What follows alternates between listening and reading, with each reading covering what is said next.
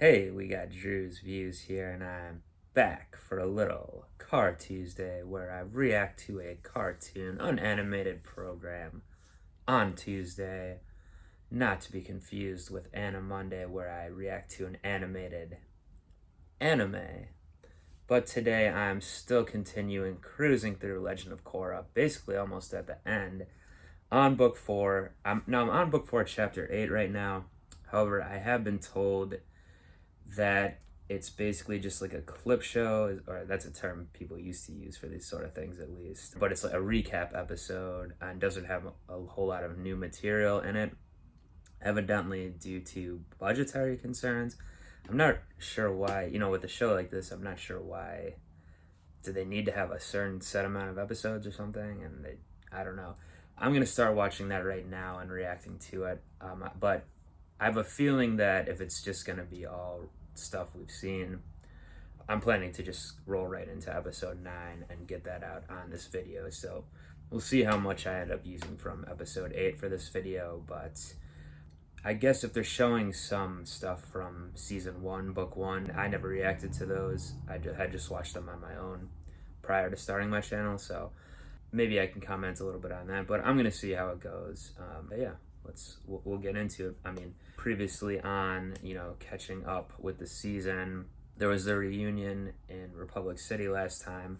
Prince Wu was captured, but Korra got him back with the help of, mainly with the help of the spirit vines and what Toph told her, just touching stuff and being able to see what's going on. Asami and Mako, after an initial, awkwardness, or they're even squabbling a little bit, they're back to their old ways, which Mako pointed out rightly that they used to do that anyway, like get angry with each other and things like that and argue. So meanwhile, Bolin and Varric were making their way back to meet up, I'm assuming back to Republic City as well. They ran into a bunch of refugees from one of Kuvira's re-education camps, which is really just like a prison camp, and apparently these are like firebenders and different people from different nations. So in true fascistic form, Kuvira is apparently trying to expel any non-Earth citizens from the kingdom, or from the Empire as it's now known. But, Bolin went on a little bit of a redeeming tour there after his close association with the Inner Circle, helped save them, and now they are they're headed to Republic City, I believe. So I don't know about this episode that's just the flashbacks, but probably in episode 9 they'll all be reunited, and we'll see the final push to take down Kuvira. So yeah, let's go ahead. I'm gonna start this one. Who can forget? Okay, so they're already starting with the announcer doing his remembrances, I guess. Even a different music playing over the titles.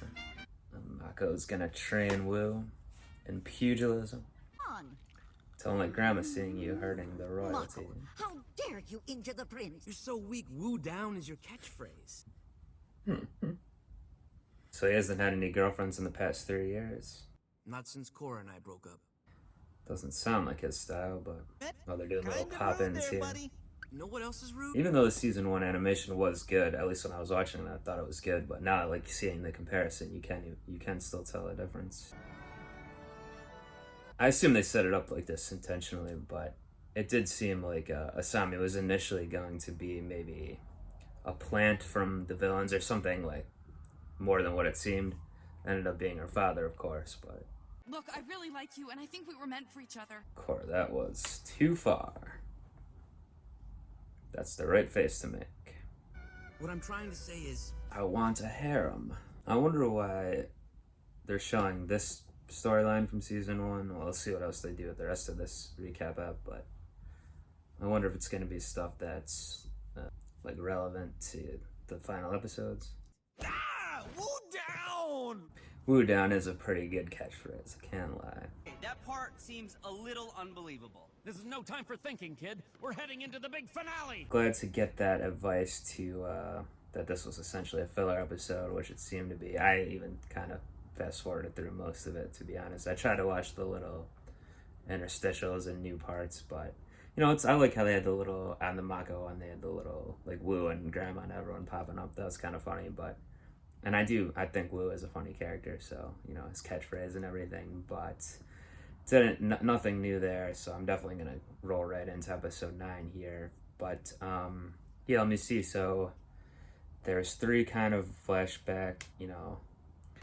There was a Mako, Korra, and Bolin telling flashback stories essentially, which, let's see, Mako's was mostly about the relationship thing.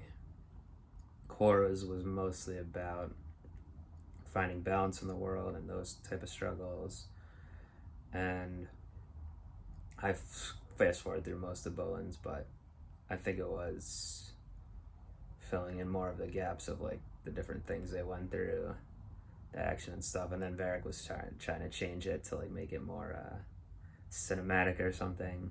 Never let the truth get in the way of a good story. So I'm not sure what this tells us about the final, I believe it's 5 episodes, where it could be going here. But I guess we're gonna get some closure on all of these kind of things with their interpersonal relationships, their Korra's the Avatar are trying to find balance with everything in the world and all the kingdoms and the spirit world and everything like that, spirit realm.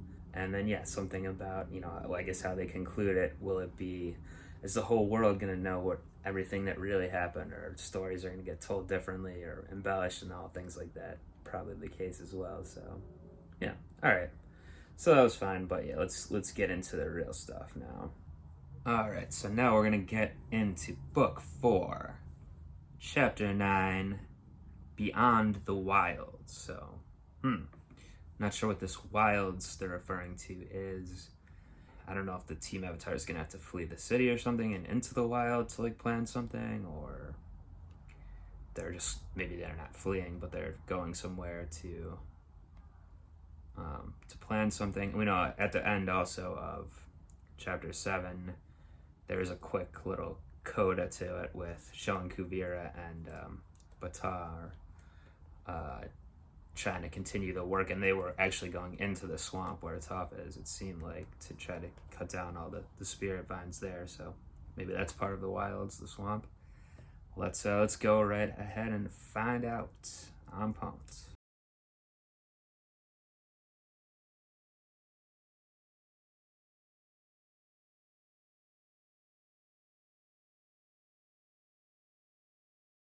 All right, so looks like next episode will be at least partially this team up of Lin, Opal, and Bolin.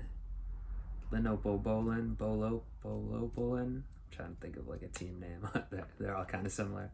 Yeah, maybe they'll get the family out, but obviously they're not going to be able to destroy Kuvira because like there's still episodes left. We're gonna need certainly another showdown with the Avatar and everyone. And we didn't even see them this time, other than just the flashes of the machines pulling down the vines. But this one was mostly about Korra finally getting over the trauma in a real way, it seems. Which I wasn't expecting to see Zahir again, so that was cool. He actually helped her essentially willingly, because I do buy it, because he really is the polar opposite of Kuvira. Like what he wanted is the complete opposite. He wants chaos. She wants complete total order, control. And obviously Korra has some control issues as well, because that's the whole part of the thing, accepting, letting go in the spirit world, see it play out. It didn't happen, you didn't die, so you have to watch it again and see what can happen, instead of trying to fight against the death, the choking, all the air and stuff like that. And I think he was right to a certain extent, that she was kind of using, even though he was the main source of this trauma, at the same time she's using everything, like she's putting all of that into this one thing that happened, where to still blame him or just blame the whole situation, when she needs to take some accountability of just everything. Yeah, I like it. And it's so he can still go in the spirit world. So even though he's in prison, literally chained up. I know he said, like, I learned how to fly, now I'm chained, but it's still better than being, like, since he actually can go there, it's still like being, you know, if you have to be in jail by yourself in solitary confinement, essentially, still being able to go to the spirit realm is something, certainly. I wonder, is that where he was getting the rumors about Kuvia, or there are guards that feed him or something that were mentioning it? Like, I'm wondering how I even knew about anything in the first place. Yeah. So what else? Yeah, I mean, I touched on it briefly, but you know, Bolin trying to get back with Opal. Clearly, it's obvious the only way is to get her family back. Then, yeah, we had a little kind of council meeting between the world leaders. I was wondering why Tanrak wasn't there. I guess because he's posting down in the south at the other spirit portal. But we had seen him arrive in the city, so, you know, earlier in the season, so I figured he would still be here, but whatever.